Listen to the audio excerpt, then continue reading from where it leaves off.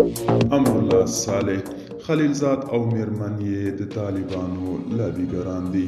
سلام، وخت مو بخیر. پام وکړئ د نن ورځې تازه خبر ته. د جمهوري دولت لومړی مرستیال امرالله صالح د ډاکټر زلمي خلیلزاد د میرمنې وروستۍ خپرې شوې مقالې ته په غبرګون کې په خپل ایکس ادرس کې لیکلي: خلیلزاد او د هغه میرمن که وغواړي د طالبانو تر واکمنۍ لاندې افغانستان ته سفر وکړي، رښتیا هیڅ ډول ګواښ ورته نشته او د سفرونو لګښت به یې د طالب مشر لخوا ورکول شي. نوموړي وړاندیز ډاکټر زلمي خلیلزاد طالبانو ته پر لابیګرۍ، فساد او خیانت تورن کړی دی.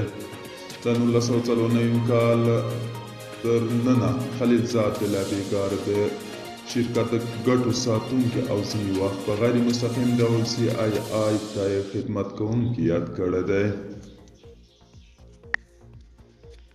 امرالله صالح وړاندې لیکلي: د دوحې له بدنام قرارداد وروسته طالبان د هغه منندوی دي ترڅو د هغه تاریخي خیانت قیمت ادا کړي.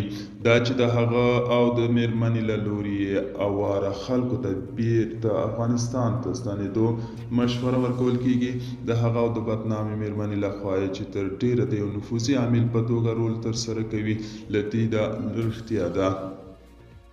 نوموړي د خپلې دې لیکنې په پای کې یو ځل بیا خلیلزاد په پراخ فساد تورن کړی دی. د افغان کډوالو بیرته ستنېدو ونه یېرېږي. د عنوان لاندې په دې مقاله کې خلیلزاد میرمنې د طالبانو تر واکمنۍ لاندې افغانستان یو غنیمت بللی او ادعا یې کړې چې افغانستان بشپړ امن دی. نړیوال باید د طالبانو مشروعیت ومني. طالبانو د ښځو ټول حقونه تامین کړي او هغوی ته اوس ان دومره کاري ازادي لري چې په کوڅو کې هم پر لاسي کراچۍ او ترکاري پلورلی شي. دوستانو، دا